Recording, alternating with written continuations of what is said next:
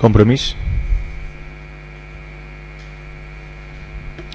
Bé, ens ha arribat la demanda de si és possible l'estudi de viabilitat del pas de vianants que hi ha al final, depèn de com es mire, del carrer dels Àngels amb Sant Miquel o Pablo Iglesias. Sabeu a quin em referís? És un pas de vianant molt petit que hi ha just al costat de la parada del Fernambús d'ací de Pablo Iglesias. Aleshores, si tu creues des de la parada fins al carrer dels Sánchez no hi ha problema, però si tu vens del carrer dels Sánchez cap a la parada, com que hi ha, en aquesta vorera es pot aparcar, el vianant ha d'eixir molt perillosament per a veure si ve algun cotxe, els cotxes que venen de coladors i que a més entren amb prou força, amb la qual cosa això genera com una mena d'inseguretat, perquè és cert que no hi ha visibilitat i moltes vegades està el vianant de sobte, que es mirar la possibilitat, no sé, a lo millor no sé si d'eliminar aquestes places d'aparcament o de no sé com, que es faci l'estudi.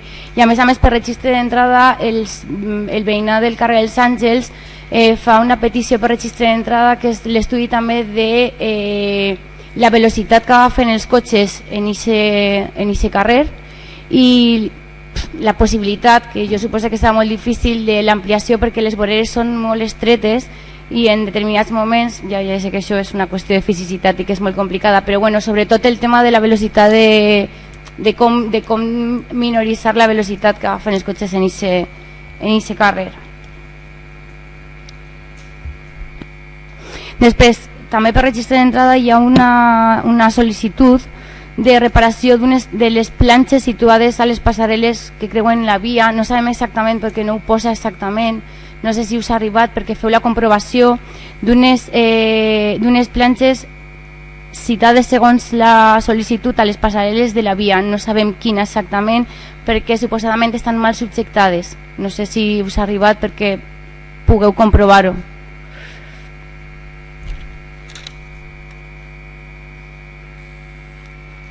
Després hi ha una demanda que fa una associació que es diu Albanta, que no sabem ben bé si és una associació nova o si està registrada, que demana la bonificació com a màxim d'un 95% a favor d'unes obres de construcció que segons ells puguen ser declarades d'especial interès o utilitat municipal. L'objecte de l'associació és l'atenció a persones amb diversitat funcional i està citada al carrer Major 52. No tenim informació sobre això.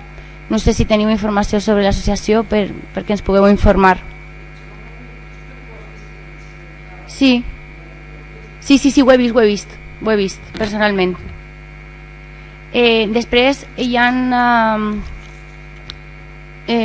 dos minoritzacions de subvencions del servei d'educació que entenem i suposem que són les referides a xarxa llibres, però si no, per saber si són diferents, per saber per què s'ha produït aquesta minorització.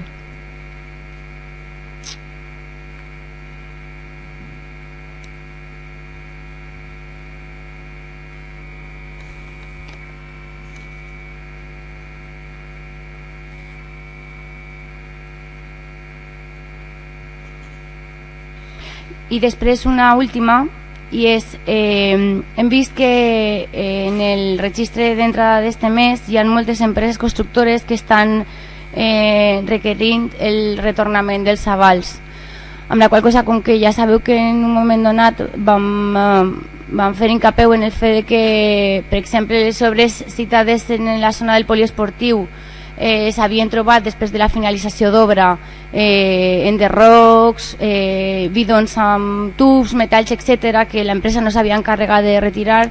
Si s'ha fet la comprovació de que l'obra ha estat finalitzada amb èxit i que tot està en ordre, ja que la recuperació de l'aval, si no fos així, hauria d'estar tinguda en compte. Sí, jo en faré uns quants. Primer, sí que ens demanaria que fèreu comprovació en alguns envelats en carpes d'esbars la ubicació d'estufes de gas dins.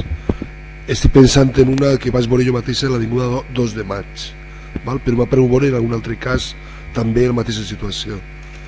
Després sí que voldríem que incorporareu dins de les normes d'ús dels sòls d'autoconsum que heu proposat a la normativa, que incloguereu el respecte a les normes de rec dels usuaris, i de la mateixa forma us preguntem si aneu a aplicar aquesta normativa en el cas de les renovacions als usuaris, és a dir, aquell que ha col·locat la casamata amb palets, plàstics i tal, se veurà obligat a retirar-ho ajustant-se a la nova normativa, que si més no, en principi no contempla cap tipus d'edificació.